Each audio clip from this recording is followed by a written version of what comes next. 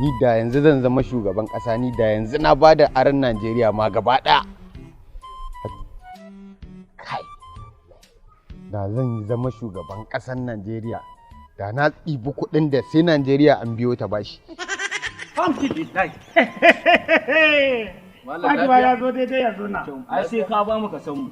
To ai mulkin bai zo ba, ina lissafi ne nima yanda zan tafi da rayuwata nima idan na samu kuɗin nan nima abin nan zan tafi. Shin gane mun ji ba lokacin da kina lissafin miliyan 50 zaki sata. Ko ba haka bane? Tabbas. Ni fa aikin nan fa ba same shi ba fa. Ni yanzu da za ku ban naira 10 ma in sai garin kwaki in samu in sha lafiya launi. A ba ke ba wani wayo da zaki mana. Mun gane ki yayi. Mun san kina wannan siri ne saboda kara gane president. Abun da za yanzu kin gane mu ba wani kudi da yawa zaki ba mu ba, muke ba mu vice president.